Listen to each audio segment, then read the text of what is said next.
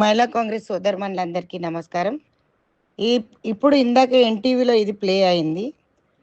So గత కొద్ది కాలంగా ఎన్ఎస్యుఐ అధ్యక్షుడు 6 ఏళ్ళు ఉండొచ్చు, మహిళా కాంగ్రెస్ అధ్యక్షురాలు 6 ఏళ్ళు ఉండొచ్చు, యూత్ కాంగ్రెస్ అధ్యక్షుడు 5 ఏళ్ళు ఉండొచ్చు. వాళ్ళ పదవి కాలాలు అందరి పొడిగించవచ్చు, వాళ్ళకి ఏ పదవులన్నా ఇవ్వచ్చు. వెంకట బలమురు కూడా ఓడిపోయింది కదా, మరి మొన్న దాంట్లో నేను ఓడిపోయినందుకు మరి ఎవరికి పదవులు ఇవ్వద్దు.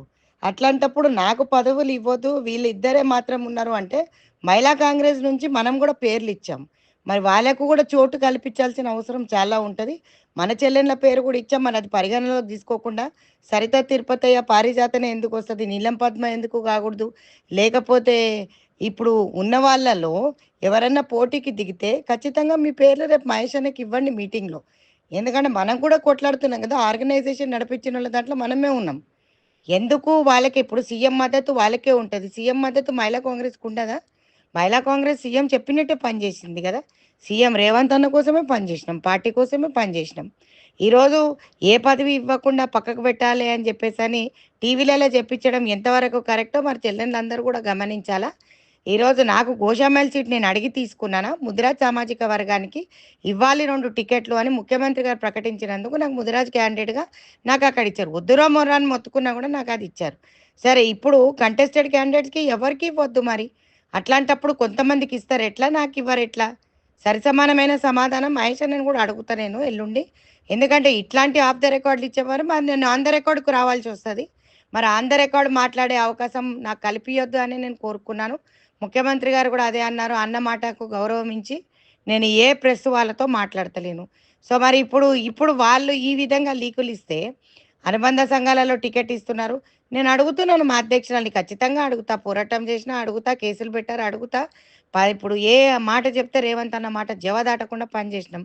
అడగడం మన సత్తు, ఇస్తారా ఇవ్వరా అది సెకండరీ ఇష్యూ. కానీ నాకు సముచిత స్థానం, నా పదవీ కాలం 3 ఏళ్ళు అని చెప్పి నిర్ణయిస్తున్నారు. మరి వాళ్ళ పదవీ కాలం 6 ఏళ్ళు 7 ఏళ్ళు ఎట్లా నిర్ణయించినారు? మరి దానికి కూడా మహేష్ అన్న సమాధానం చెప్పాలా.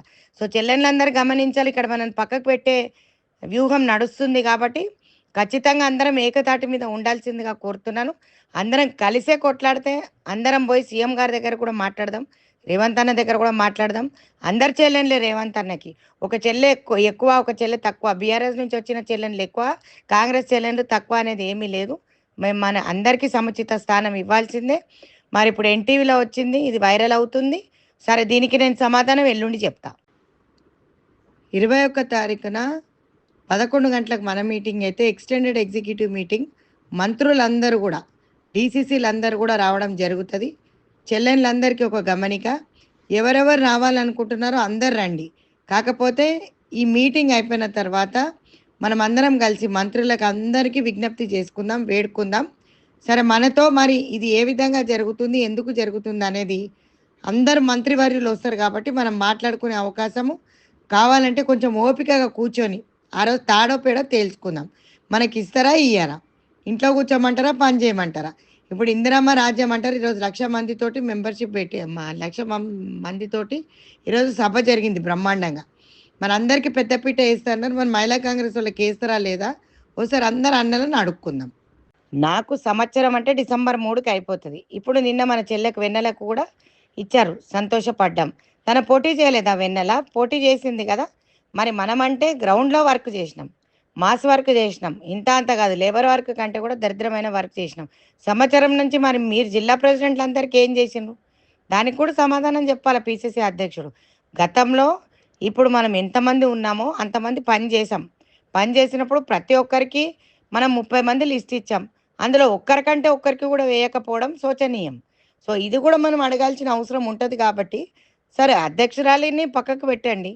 మరి మీకు అంటే రేపొద్దున నేను చెప్పినా కదా, మీకు న్యాయం చేయకపోతే నేను దేనికైనా కూడా వెనకాడనని చెప్పిన, నేను ప్రాణత్యాగం కూడా చేస్తానని చెప్పడం జరిగింది మహేష్ అన్నకి. అందుకనేసే ఈ లీక్ ఇచ్చినట్టున్నారు.